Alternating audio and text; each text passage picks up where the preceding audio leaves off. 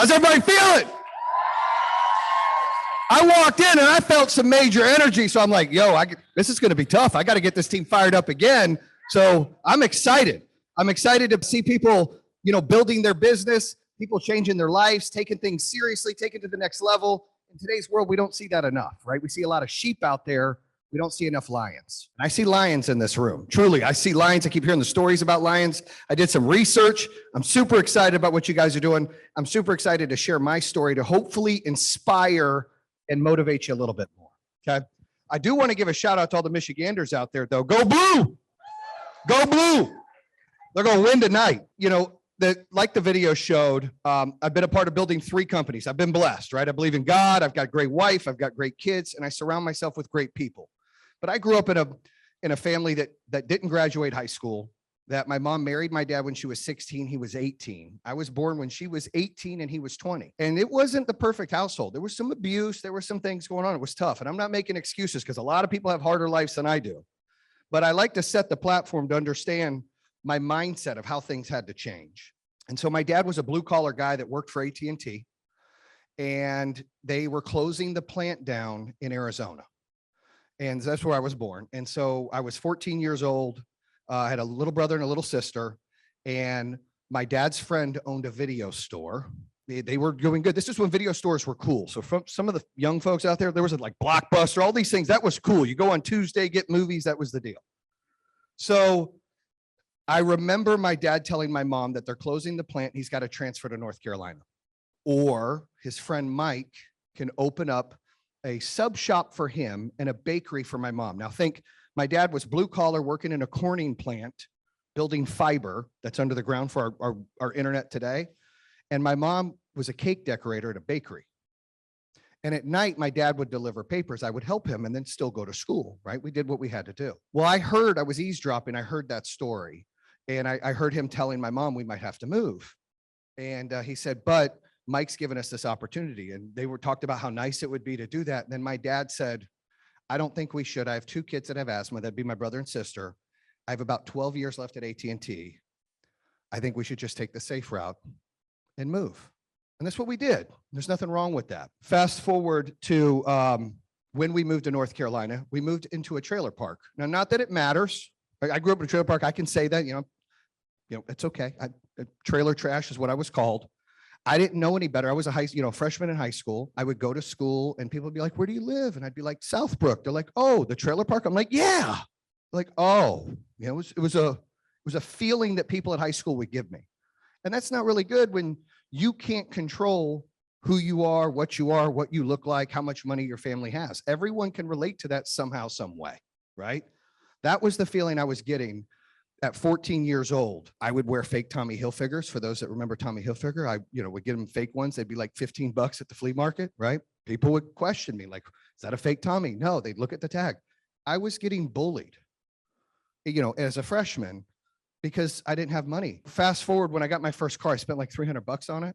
The insulation was falling out. It was an 85 Dodge Lancer. It was like 5 colors, had hubcaps. I would scrub the hubcaps, right, with a toothbrush. I put a system in that was worth more than the car. I think some people have done that before. So but I had this, I hated the feeling that I felt limited. I felt capped, that I couldn't do anything about my situation. I know we've all felt that before, right? It's like, I'm stuck in this, where I live, how much money my family has, and it's wrong, and it's not right. And, fast forward, I've been married 20 years and I have 4 beautiful kids and 2 grandkids, right? So all about family. My wife's in the back. She keeps me in line. But we met in high school when I was 15 and she was 14, okay? And, my first chapter of my book is Make Your Own Map. And so I'm building that up for you, what I just told you. But when I met Liz, I knew the first time I kissed her in the parking lot, I said, I'm going to marry that girl. My buddy's like, whatever, dude. I'm like, no, really, like there's some kind of connection there. And there was, and there is. But we did the wrong thing. I got her pregnant. She was 17 years old. No, she was 16 when she got pregnant. I was 17. And her mom wanted her to have an abortion. Would call me trailer trash, tell me I can move my trailer by sticking my feet out the window. I used to be like, really? Can we do that? Is that possible? But it didn't happen. But I thought maybe it was something we can do, and would judge me because of where I live. Now, we all that are parents, we get it. We want the best for our kids. As an adult, I understand some of the things that she felt, because I've got 3 daughters, right? And 1 son. I get it. But she also told her she wasn't allowed to have the kid. And that if she had the kid, that she wasn't allowed to live there. And that she would call social services and make her give our kid up for adoption. So we were kids getting ready to have a kid. Younger than my parents were. I dropped out of high school. You know, I had good grades. There was no reason to go finish traditional high school. She dropped out. She was pregnant. She went and got her GED. We would live together for a little bit, and then she would talk to her mom, and her mom would be like, you're going to give this baby up for adoption, or you're going to have an abortion, but you're not having this kid. And then so when she would talk to her mom and go to her mom's house, I'd get upset and I'd be like, well, we're done. You can't do that. Then her and her mom would have issues, and she'd come back to my house, and her mom put her in a maternity home. And I had to break her out.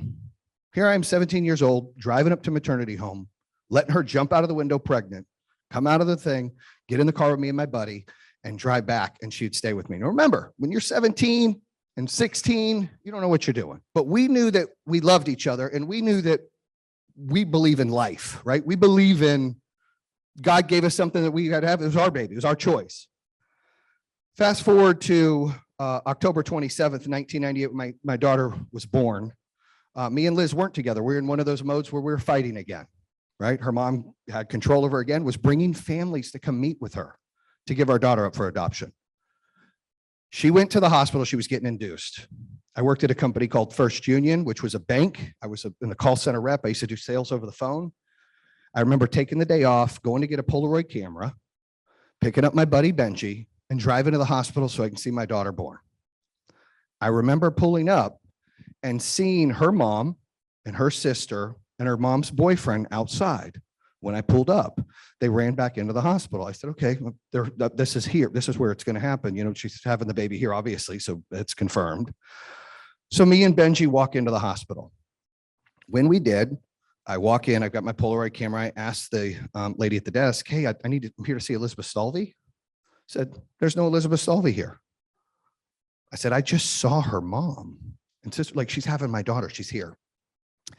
She said, sir, she's under an alias name and her family doesn't want any guests. I said, okay, well, what am I supposed to do? I'm here to see my daughter born. She said, well, this is back when you can actually go to the nurseries and look at the kids. You can't do that now, but back then you could. She said, you can go up there and you can go and look at the kids and take pictures, but there won't be names on the kids. So that's what I did. I went up there. I took pictures of 9 kids, 9 girls, not knowing which one was mine. I started crying. I was with my buddy. I was like, what am I going to do? Like, this is crazy. Her mom that day was telling her, and the night before, she was going to call social services. She wasn't going to keep the kid. That's what she said. So I had all this fear. Just turned 18. I'm nervous. I have this daughter being born. I can't see her be born. I don't know what's going on. They're under an alias name. Her mom is controlling our life. And so something clicked in my head. Everything that kind of built up, right? Living in a trailer, being made fun of. People bullying me because of my situation. My future mother-in-law, right? Controlling if I can see my kid born or if we get to keep our kid. And a switch clicked. It was a defining moment for me to say, enough's enough. And so that day, two things happened. 2 people's lives changed. My daughter was born, and I decided that I was going to make my own map, and nobody, not her, not the people at school, not the people that hated me, not family members, not friends, not anybody would control what I was going to do with my life. That it was my map to make, and that I was going to be destined to do whatever I wanted to do. Nobody else can control that. So I went with my little beat up car and got a loan for $1,000 and got an attorney and was trying to get rights to my child, right? Get joint custody. Story takes a little twist. When Liz was there, her mom left because she said, I'm not giving this baby up. She had the baby by herself. Her grandma came. She moved in with her grandma. I got to see my daughter when she was 6 days old for the first time. Okay. So people are like, oh, your mother-in-law is a monster. Yeah, she was a monster. Story gets better. So fast forward, here I am. I've got a child. Me and my wife go and get married at a justice of peace when our daughter's 2. We kept playing house. Let's move in together. Let's not move in together. All of these things. But that day when my daughter was born, that transformed me to make my own map. And I knew her life came into existence, that I had to do better. So I went and I was grinding to give her a life I didn't have. I was working my butt off. I was doing sales, commission only jobs, everything I could do to make sure that she had a better life than I had. And I know a lot of you guys can relate to that feeling, right? You grow up a certain way and then you want to be able to provide more for who you love and your family than what you had. So that was my first chapter, is make your own map. I decided to do that. I remembered that story because in 2019, when I won the Entrepreneur of the Year award, I was shocked I won. That's probably the biggest award I feel I've won. And I was one of the first people to not go to college or finish high school to win the award. It's a prestigious award. But I remember being there with my wife in 2019, and I had the, how the heck did I get here moment? And it reminded me of the hospital and how things clicked. So when I wrote a book, I was like, I got to talk about that, about making your own map. Now that's on the personal standpoint. In business, people told me I built 3 companies from the ground up, from my master bedroom with a tile board that was $25 and a Sharpie marker, knocking doors, you know, hey, you want to get an alarm system? We put a sign in your yard. It's $1 a day, whatever I had to do. Learn it, train it, believe in it, be all in, passion, love. I heard everyone talking about that. You got to be all in what you're doing. And that's what I did. And I built 3 companies from the ground up. But I had to make my own map. Nobody gave me anything. The people in this room weren't given anything. You're earning everything, right? And that is the life that we have when we make our own map, is we pick how we want to do it. We pick how good we're going to be. We're going to be platinum. We're going to be ruby. We're not going to be good. You pick that choice. You are destined for what you want. I've got over 450 sales reps at Power Home Solar. I still today, with 2,400 employees, do our sales meeting to get them inspired and motivated because it's my favorite thing to do. But I'm a big believer in sales, that your number is like golf. Everybody's got the same excuses. We all have the same struggles. I've got kids. I don't have time. It's hard to network. It's hard to get people to work with me. It's hard to get people to work on my team. It's hard to do all of that. It's just noise.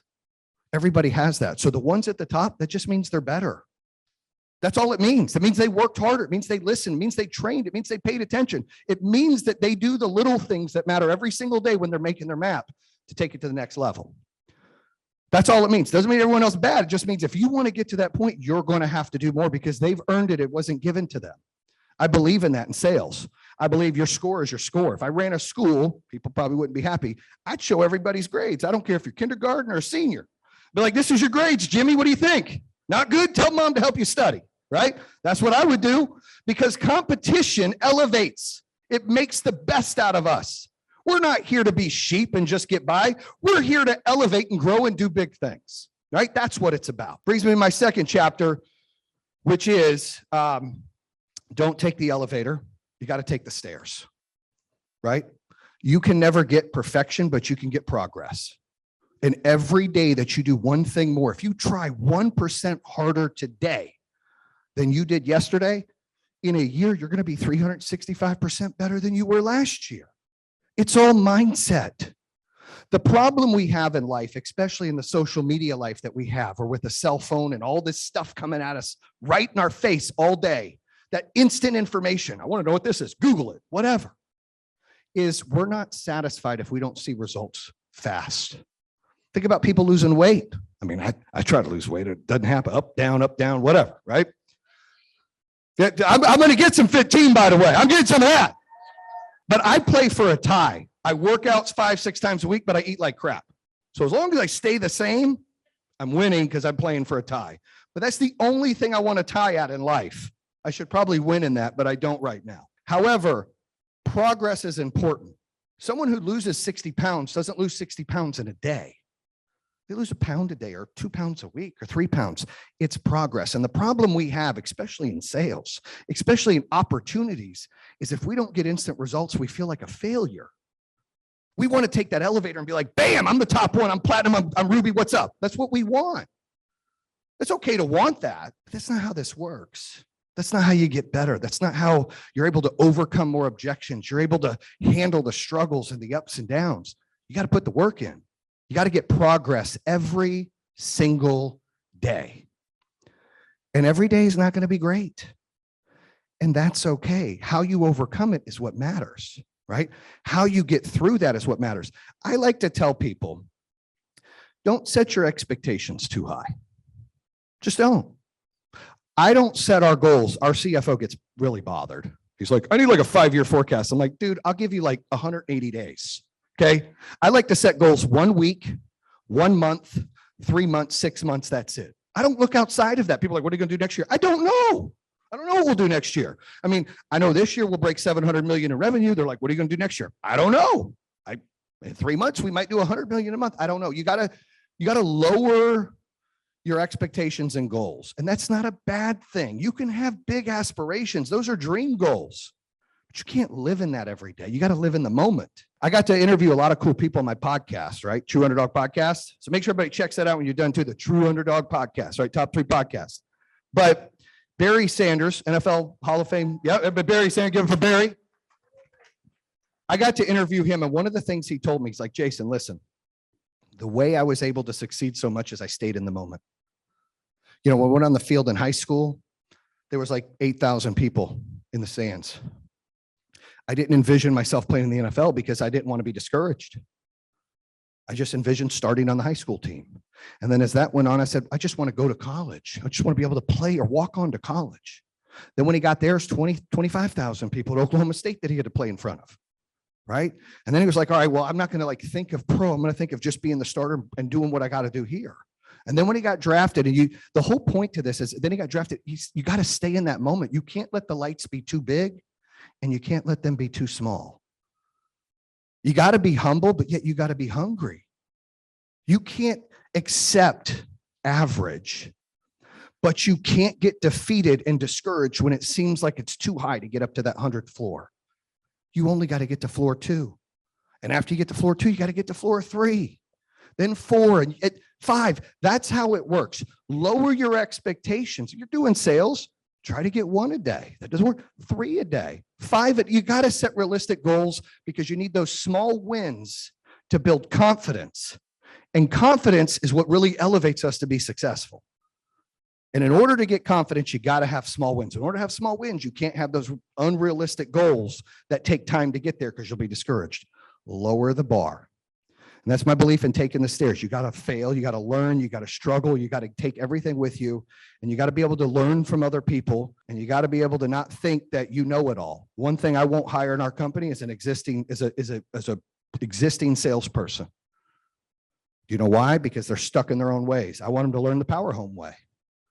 I want them to educate people.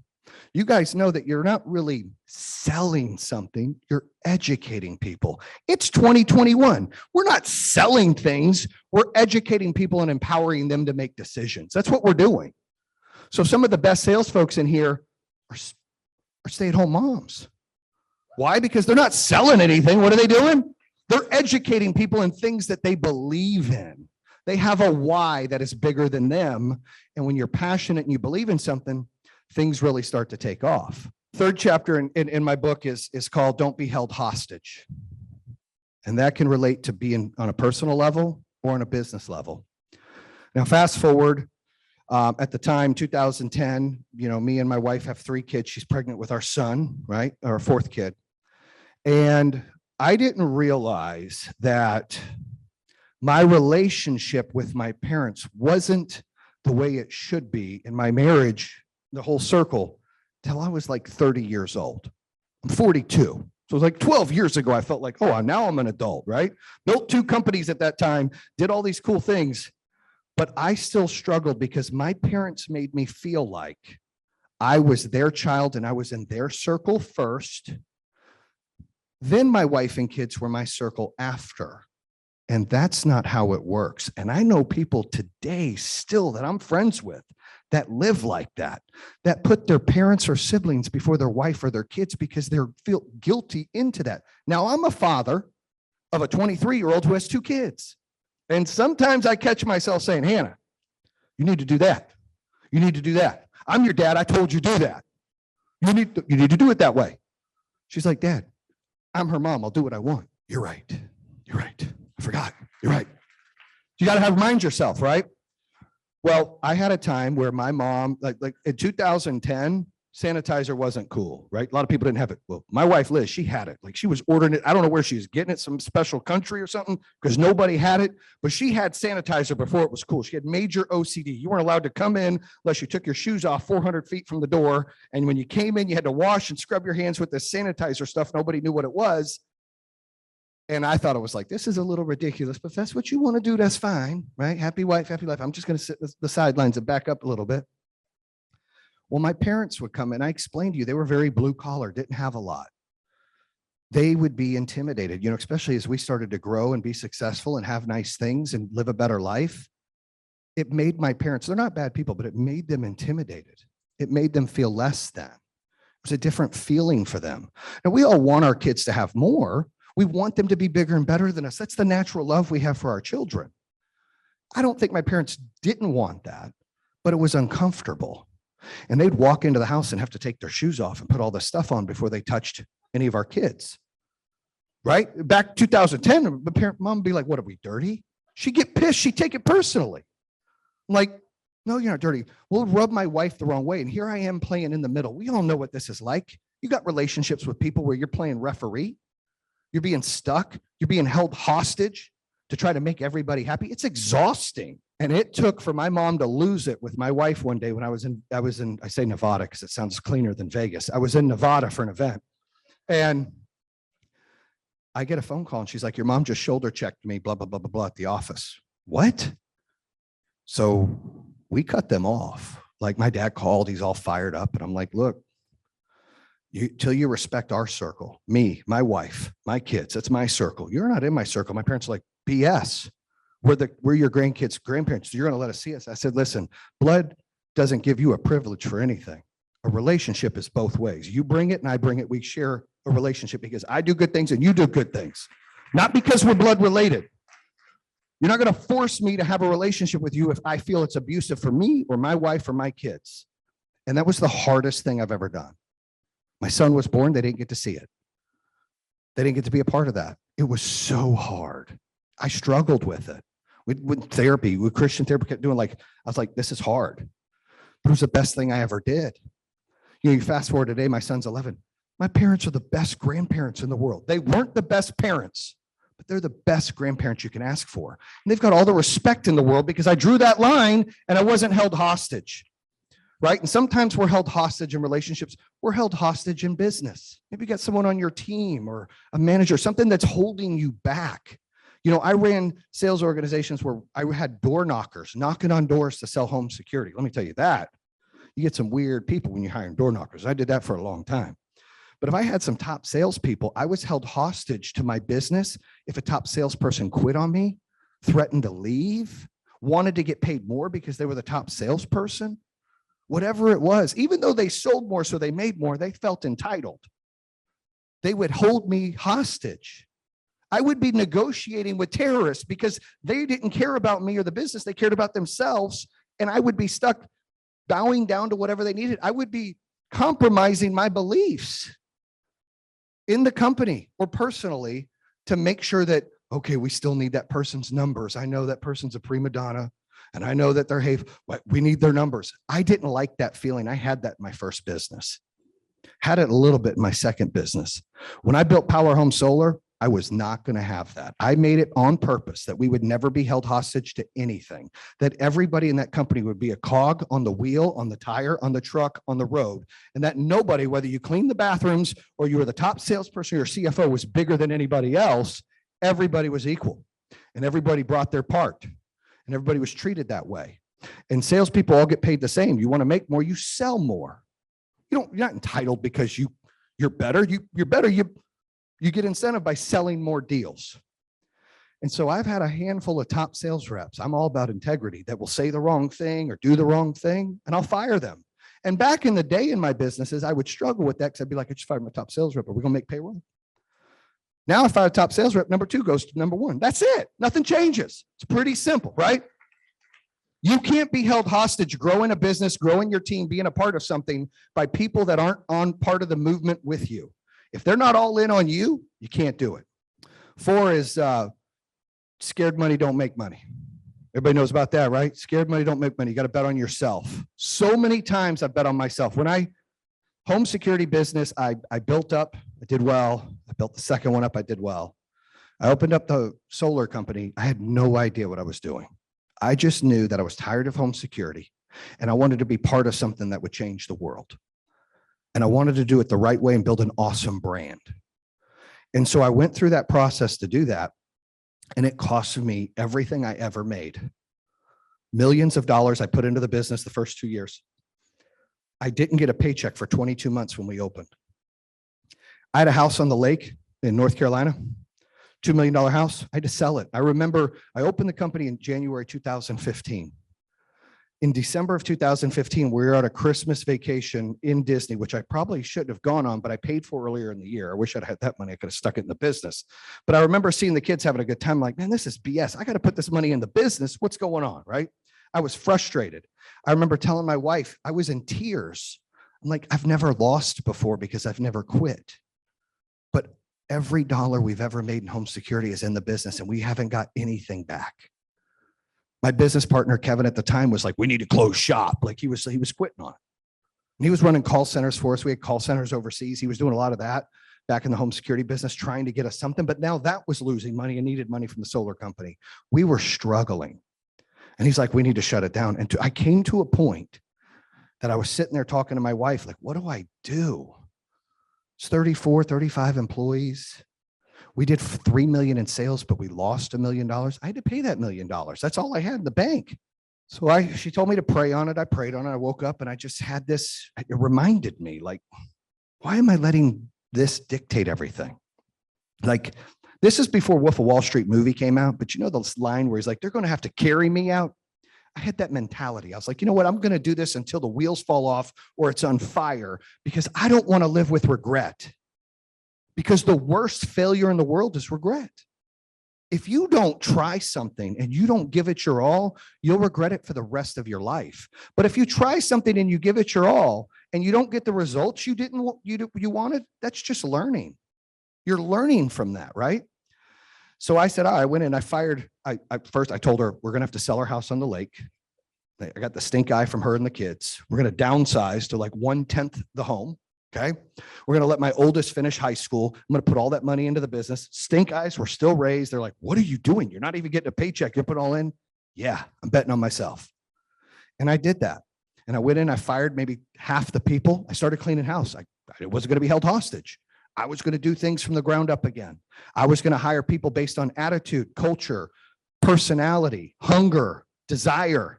I wanted people like that. I didn't care about their experience. I changed my mindset.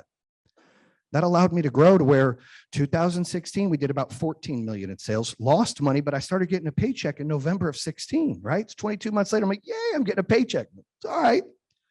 2017, we did about 40 million in sales. 2018, 105, 2019, 185, 2020, 385. We're on pace this year for 750 million in sales. We have 2,400 employees, 2,400 employees, right? Had I quit on them and I didn't double down and bet on myself, they wouldn't have that job. We wouldn't have changed that many lives. You got to love what you do.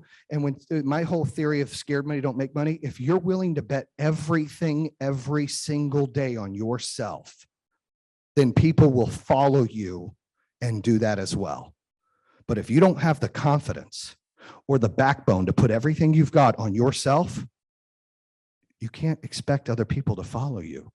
You can't be a leader. Real leaders bring their all every day.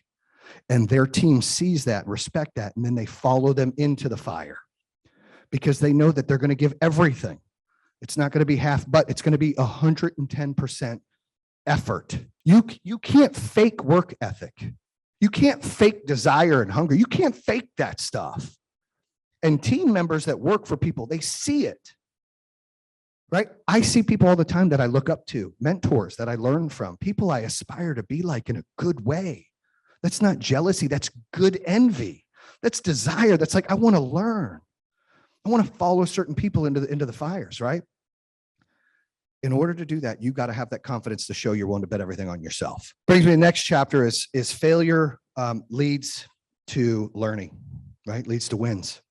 And When you fail, I talked about it a little bit ago, you learn from it. And when you set your goals and you don't hit your goals, but you still made an effort, you didn't lose. You learned. 2015, I was learning. I'd like to say I was losing. I lost money, but I was learning what to do, what not to do, how to get through it. How do I bypass this? How do I get the right people to hire? How do I efficiently scale my business? How do I be a better leader? There was times early in my career where I struggled to get up and do a sales meeting. I was like, and I was doing that all the time. And I remember like, man, I'm not very good at this. Well, I need progress, right? Not perfection. I got to get better every single time. And I got to get people to believe in what I believe in, to follow me through there. And the only way I can do that is failing. Because if you just win all the time, what did you learn? You didn't learn anything. It's easy. You actually get bored. But if you struggle a little bit, you fail a little bit, you learn. You gain knowledge, experience. You know how to deal with bigger problems later because you've already been dealing with problems. Now, I know a lot of people, especially single moms, that's tough as hell. Raising a kid, trying to work, doing all those things. But do you know why you get better every day? Because you're gaining progress, because you've been doing it, because you've been struggling through it, because it becomes the norm. When you make excuses and say, I can't do something because of this, you didn't learn anything. You are a failure because you quit. You're going to have regret. But if you're like, I'm not going to let that dictate it, I'm going to stay forward, I'm going to continue to grind, I'm going to do me. And yeah, I'm going to have bumps. It's a roller coaster. But that's okay. You're going to learn from those bumps. It makes you stronger and better. I can tell you that I'm a heck of a lot better parent at 40 than I was at 20. I sucked at 20. But I learned, and I failed, but I learned from my failures, which makes me a better parent now. My 23-year-old's like, this ain't fair. Like, you and mom are so much better with Christian in London. It's not fair. Life's not fair. That's what I tell her. Life's not fair. So get ready. It's not. Never will be. It's not. We've gotten better with experience and learning from our failures. It's a fact. And I think that's why people are better grandparents than parents, because they're more wise. They have more knowledge. They have more patience, right? It's a different kind of love. If you've got grandkids, it's like, oh, I love you so much. And I don't have to take care of you or deal with your crap. Here, go see your mom or dad. Like, fantastic. It's exciting because you don't have to be upset or disappointed. Sometimes we get disappointed in our kids. It's normal. You don't get disappointed in grandkids. Like, at least I haven't. Like, they act up. I'm like laughing, like, glad she gets that. But failure leads to learning and winning. It's very important that you understand that you're not really failing if you're trying. Had I not continue to press through in 2016, I wouldn't be standing here today. I wouldn't have had this top podcast, a book, 2,400 employees. We're trying to take the company public. All these things we'd be doing if I just quit and went home, took my ball, went home. I think about that. Like, I had to go through those struggles. I had to fight through those and learn from them. I wouldn't be as good as a business leader as I am today if I didn't have a bunch of struggles to get better. I didn't go to college. I didn't finish high school.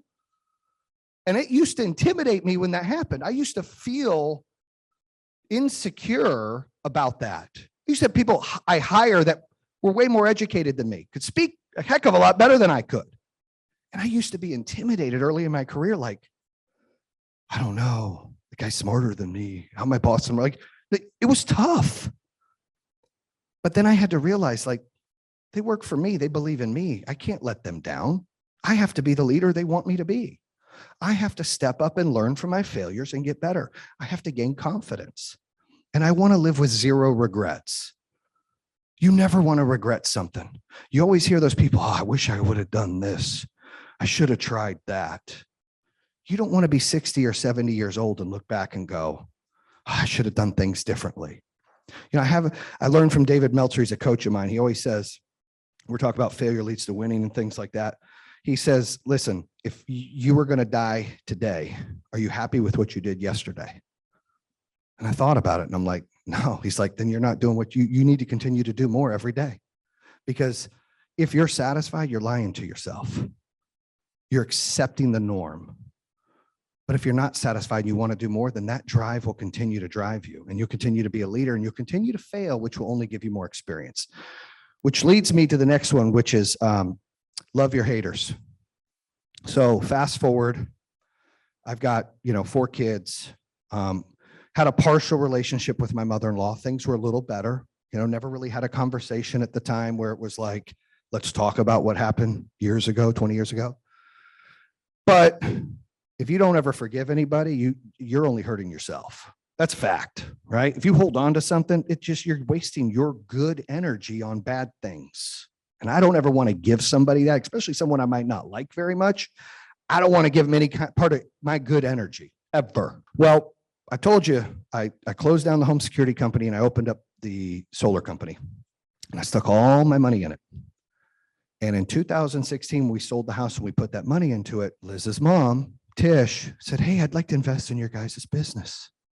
And Liz came to me, he's like, hey, my mom wants to invest. I was like, hell no.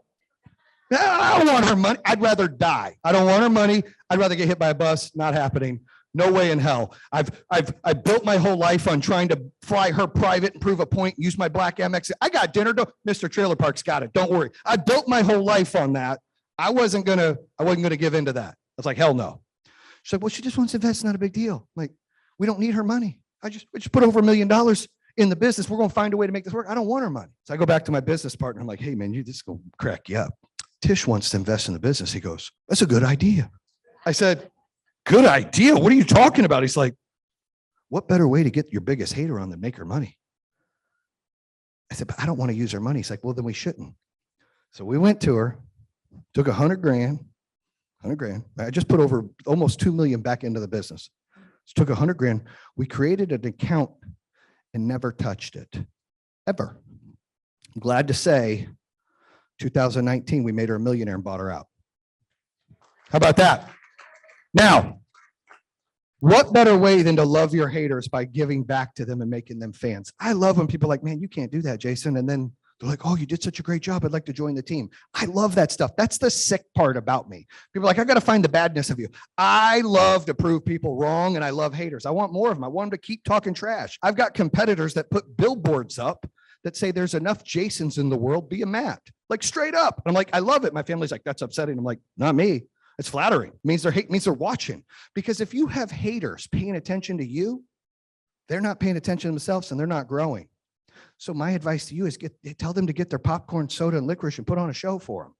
And you continue to grow and they watch. Because there's so many haters out there and haters come in all different sizes. Family, friends, best friends, siblings, peers. They're out there and they find reasons to bring you down. And I believe there's 3 categories that we fall in all the time, different times of our life, career, everything. Category 1, that's where I'm at now, right? I've been in all 3, so I'm going to own that first. But category 1 is the believer, the doer, the passionate one, the confident one, the one who inspires and elevates others and wants to be inspired and elevate, that loves to see people successful and wants to be successful. That's category 1. Category 2 is the intimidated. Now think of Homer Simpson backing into the bushes. You guys seen the meme where he's like, not me. We all know some of those in category 2. Could be a family member that they don't really hate on you, but they're intimidated about what you're doing. Therefore, they're not a big fan and they have nothing to say and they kind of back out. They feel like you've changed. You haven't changed. You're growing. They choose not to. They're intimidated, right? That doesn't make them haters. That makes them intimidated. I talked about my parents. They weren't haters. They were intimidated. That happens all the time. I've been there. I've been in spots. I talked about it where had people working for me, Ivy League degrees. I'm like, why the heck you working for me, dog? What's up? I'm confused. But then I have to realize like, oh, I don't need to be intimidated. I need to be confident. I need to elevate. I need to inspire. And category 3 is your haters. They're the ones that make excuses, point the finger, blame everyone else. Your success is their failure and their failure is your success. I've got family. My brother is like that. Love my brother. He's like that. Anything I do big, he hates himself for it. He blames himself. It's my fault that he didn't do anything. We had the same parents. We had the same 24 hours in a day. We had the same vision. Like you choose to do what you want to do. And what you do in life is yours to own. That's you did it. You can't blame other people on that. You can't make excuses and be like, that's why I wasn't successful. Because that's BS. That's the lame way out. And you're making excuses and you're in category 3. You have to own your stuff. You have to own it first. then you have to work on it and get progress and get better. And listen, success does not mean you're rich, and it does not mean that you got some big title. Success is fulfillment. There are people that don't need to make a lot of money at all, that just do philanthropy, that are very successful because they're elevating and helping people. Whatever fills you up inside makes you successful. I know a lot of people that don't make much money at all that are much happier than a lot of people I know that make a ton of money. And that's a fact, because they know what their why is in life, and they're fulfilled. And it's sad because a lot of times the more money you make, the more depressed you get. Because what are you chasing? So you got to have a why that is bigger than that. And you got to love your haters. Like, that's one of my, I love the fuel. Like, her family was like, trailer park guy. I'm like, it's Thanksgiving. I'll fly in private. They can come into Michigan, put them in. I'll bring some of the football players over. We'll gloat a little bit. It's all good, right? Bring a chef. Does that work? Those are the things I want to do. Probably not the healthiest thing to do, but it made me happy. Okay. And so you got to have your why. I have a lot of whys. That was one of them, to prove people wrong. Because I've been told my whole life, there's no way. Even my own family, there's no way you can do it. Now, my family's proud of me, but, I wrote a book that was like for fun. The podcast was for fun. During COVID, our company, we still stayed open. We're an essential service offering battery and storage, but we were homebound. I lived in Michigan, in the Michigan office. Troy office didn't have a corporate executive office, so I wasn't going back and forth to North Carolina. And we were on calls all day with like attorneys, state officials, health departments, you name it, everything to follow CDC guidelines, right? And I remember having an argument with the executives because it was the day after GM just took a pay cut. Their executives took a pay cut to stay open. And we have 5 executives. We have 6 now. We had 5 executives at the time. And we were on that call and we were deciding, it was late March, early April, if we were going to shut down. We're going to shut down. What are we going to do? And there was an argument that, hey, maybe we should furlough everybody. This is before the unemployment came out that was all crazy, that went to everybody. And we had 800 employees when COVID started, 800. So we weren't going to get anything anyways. But I told the team, we're not going to close. We're going to stay open and we are going to go off of payroll. And there was an argument. And I said, if you don't like it, then you're in the wrong spot. If you can't go off of payroll for 4, 5, 6 months, you shouldn't be an executive at our company. And so I put the hammer down and said, that's what we're going to do. And then I went over to almost all our offices and gave them a speech of, look, fear is different with everybody. I have a daughter that has autoimmune deficiencies. I have high red blood cells. I was freaking out a little bit. Fear is with everybody. I can't dictate that. But what I can tell you is if you want to stay home, you can stay home. We'll pay you your vacation. We'll keep your benefits on and you'll be inactive. But if you want to work, if Lucy, who works in the call center, has to buy diapers and formula, she needs a place to go work, we're going to give Lucy a spot to work. If Mike, who installed solar, needed to make sure the power bill is paid, hopefully his solar bill is paid, we need to give him a place to work.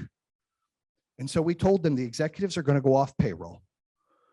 And we're going to do this to stay open for you guys. As long as customers want it, we're going to stay open. Well, that inspired sales directors that were like, I want to give some of my commission to stay open. We're like, what? And so people were giving back to other people to stay open. We had teams that would catch COVID that had to stay home. We'd pay them fully because we had the cash flow to do it, because we weren't getting paid and salespeople were willing to give some of their bonuses back. It was the most amazing thing I've ever seen. It was like when you build culture, and when you're together as a group, and we call it Power Home Strong and family, you can do this. There's nothing stronger than that. I heard the gentleman talking earlier about 9/11 and what was going on and how it brings people together. And we try to put that in our culture at Power Home. And I see it in your guys' culture here at Fit Team. I see it. Everybody's excited for each other. Everybody's got each other's back. People want to learn from each other. There's nothing stronger than that. And to watch our sales folks do that was a game changer. When COVID, it never really ended, but now here we are, 2,400 employees. So you can see that everything just grew from there. People were so excited that they still had an opportunity. Other places that were closing, people still wanted to have a paycheck and work. We were hiring A's and B's, where maybe we had some C's. Now we can go in a bigger pond to get some A's and B's, right? But we were able to do that because we stayed the course. And it was important to stay together on that. But during that process, we had a lot of haters. A lot of other solar companies, how dare you stay open? That's so irresponsible. They're out of business right now. I think it's more irresponsible to not be able to provide for your employees. we gave a choice. The next chapter I have is called Team Out. And this is the segue into teaming out. I am great at like 3 things. And I'm good at like 10 things. And then I suck at like 1 billion things. That's my belief, right? So what I've learned being an entrepreneur early on is I used to think I had to do everything. I got to do the books. I'm the CFO. I'm the president. I was there. I did all of it. It's my call. I do all of it. Then as the companies got bigger, it was like, I don't even know. This is a true story. I don't even know what EBITDA means. 3 years ago, I didn't know what EBITDA meant. No, it was 4 years, 2017. I didn't know what EBITDA meant. Seriously, I didn't. I didn't have to. I ran companies that did 14 million in sales or 18 million sales. It was cash.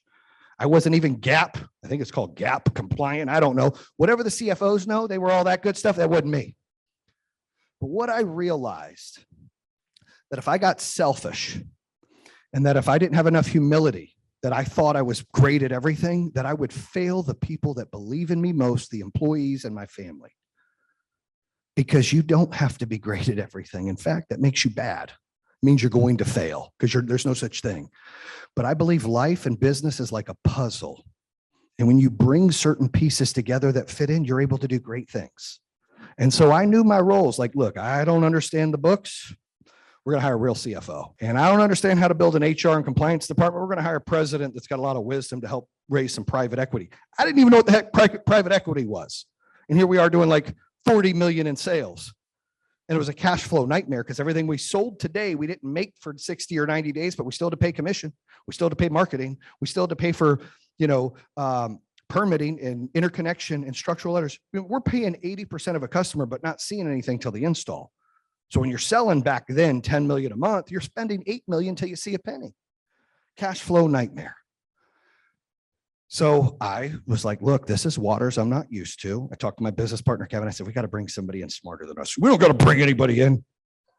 Yeah, we do, dude. We do. Like, we're idiots. We don't know what we're doing. We're great at sales and vision, but dude, like, we don't even know what EBITDA means, dude. Like, come on, really? Yeah, you're right. So I brought on this guy, Steve Murphy, a little older. He's like 65, president. He brought him in as president, gave him an opportunity to earn some sweat equity. He came from the healthcare side, was part of mergers and acquisitions, lives here in Florida, flies up to North Carolina 3 weeks a month. Great guy, changed everything. Keeps us between the buoys. I learned so much from him. Yes, I'm the CEO. Yes, he works for me, but I learned from him. And that's okay. That's how it's supposed to be. You're supposed to learn from other people, whether they're up, down, left, or right in the hierarchy, it doesn't matter. We all learn from each other, and that's part of teaming out. I had enough humility and to be humble enough to say, hey, look, I'm going to get a CFO. I'm going to do this. And they're good at that. And I'm good at vision. I'm good at scaling. I'm good at inspiring. And that's it. Everything else, I'm great at those. Everything else I'm like, okay at. But I don't need to be great at everything. And neither do you. You need to be good at what you're good at and focus on that. And surround yourself with other people that complement your skill sets, that elevate you and bring you up. They don't bring you down. Because when you get brought down by people, whether you love them or you like them or their friends or their family or their peers, you're giving good energy for nothing. And you shouldn't have to do that. My last chapter is focus on the play-by-play to be the champ. Now, we talked about progress, right? Not perfection. You're going to have to dumb things down sometimes in life. I do it every day. You just got to dumb it down, meaning like, all right, simple, stupid, here we go. I'm going to advertise. I'm going to give your guys this business an example. I'm going to advertise my Fit Team stuff on my social media. And then I'm going to promote it a little bit. And I'm going to make sure that when I promote it, all these people, including friends and family, they're going to get upset. And they're going to be like, why are you doing this so much? And they're going to get annoyed. And you're going to feel a little weird. I've been there. I mean, I was like doing lives in 15 when it wasn't even cool. I was like, Jayson Waller here live from Power Home Solar. No, I didn't even know what I was doing. It was like 14 views. But I felt like an idiot sometimes, right? But I'm like, you know what? I got to build the brand. It's bigger than me. You got to build your brand. It's bigger than you. It's not about what your friends or family think. You want to bother them. You want to market yourself so much that they are annoyed and you're reaching other people you would have never hit. Because that's how you grow it. You can't grow something if you're not putting yourself out there. So you can't let people around you be like, look, Mike, I'm kind of sick of seeing your stuff, man. Like, that's all you're doing. Well, then maybe you should buy some. Okay? You're sick of it, buy it. If not, block me. But I got things to do, right? I'm not waiting on you because it's funny, I would be boosting and posting all these crazy things as we were growing. And I remember some of the people that were peers in the alarm business with me, like solar's never going to be anything. And they would be hating. And now they work for me or they're dealers for me, right? I'm like, this is great. But you have to know that it's progress, that it's okay to rub people the wrong way and feel dumb sometimes because you're doing something or uncomfortable, I like to use, right? It's uncomfortable to be out there. Like we changed our brand to kind of be my face, which I hated. We were like, we're going to put billboards up. I'm like, really? Yeah, you got this. Now my hair's not white right now, but it's like white hair and doing all this. I'm like, we had Morgan Freeman hired for our commercials. 2019, we had Morgan Freeman hired. We're going to spend $5 million a year. Our marketing company that we hired, Sussman Agency out of Detroit. Alan Sussman, who's a genius, goes, Jayson, can you explain to me how solar works? I'm like, yeah, like the sun beats down on the panels. It converts the energy. You use it first. Any extra, you fill up your battery. After that, you can use it at night. If not, it goes out to the grid. Your meter goes backwards. You make money. Bam. Right? That's what I said. He said, dude, we're not putting Morgan Freeman on TV. We're putting you on TV. I'm like, no, I don't want to be on TV. I'm good. It's like, no, we're going to put you on TV. I said, dude, I'm good. Like I did some lives and stuff early on. Like felt a little uncomfortable. Douched out a little bit. I felt like this isn't the right thing to do. People were looking at me weird. I don't know if I should do this. No, really, it'd be fine. I'm like, well, let's talk to the team. I don't want to be oh, look at that guy on the face of everything. That kind of rubs me the wrong way. So we bring the team in. We talk about how we're going to do it. And they brought up a Coca-Cola commercial that was playing a Cyndi Lauper song, True Colors. And they're like, we're going to get you an anthem. I'm like, we're getting True Colors? No. I'm like, oh, we're getting Cyndi Lauper? No. Oh, what are we doing? They're like, have you heard of the Detroit Youth Choir? I said, at the time, November 2019. No. They're on America's Got Talent. They were #2, Detroit Youth Choir. They're all over TV. I said, oh, I think I heard of them. Yeah. He said, we want to hire them and put them on a stage at the Fox Theater. And we're going to get this song called Let the Sun Shine In. We're going to have you walking out there being the face of solar. And I'm like, I don't know. He's like, trust me. He said, if you had one sale left to stay open and provide for your family, who do you want in that house? I said, me. Then you got to be in 23 million houses. Okay. So we tried it. So the brand kind of changed, but it grew because a brand can't just be a logo. It can if you're Coca-Cola, but really like think of Apple. They got Steve Jobs. Tesla. They got Elon Musk. The pillow guys got Mike, the crazy pillow guy, right? Jolly Green Giant, green beans. You got a face. This is what they sold me on. You got to have a face that people trust with the brand. You can't just promote Fit Team. You've got to promote yourself so they trust you with the brand. That's how this works. And it's progress. You start by a little bit and then a little bit more and then a little bit more. And all of a sudden it elevates to where it's like, that's the norm. And you're just driving business to your stuff, but you got to start somewhere and you can't feel uncomfortable because as long as you're making progress every day, that 1% more, you'll make a difference in your life. Things will change for the better. Now I'm going to close out by saying this. I'm a salesperson first, operations person second. So I respect and love salespeople. Like that's my giddy up. You know, I love to do pitches. I love to overcome objections. I love for people to be confident. I would ask, well, two things. One, make sure you check out the podcast. Two, if you want to check out the book, I've got a special thing. You go to oypbook.com to reserve it, and I'll get you how to build $1 billion business workshop that I'm going to do in January with some big people that are going to be a part of that. But what I want to leave you with is this. Sometimes it's going to be gray outside and it's going to be hard. Sometimes you're going to feel uncomfortable. Sometimes the numbers aren't there. Sometimes you're going to beat yourself up. Sometimes you're going to hold yourself accountable and be bothered of the results. But that's all part of your growth. You have to stay the course. If you believe in something and you're confident about something, sky is the limit. Don't cap yourself. Don't limit yourself to what you can do because of what people say. Because of the feeling uncomfortable because people are seeing you brand yourself, promote yourself. They are falling in category 2 and 3 for a reason because they're not doing what you're doing and they're jealous in somehow, way or fashion. Why are you doing that? If somebody was happy for you, they'd be like, Steve, I love your ads all the time. I buy some of it, but I love it. That's someone in category one that's going to elevate you. But someone who's complaining and nagging, get away from them. You're here for you and your family. You're not here for other people. You don't answer to other people. This is your map. This is your life. The book is called Own Your Power, because it's time for you to own your power and take it to the next level with Fit Team and continue to grow your business. Can I get a bam?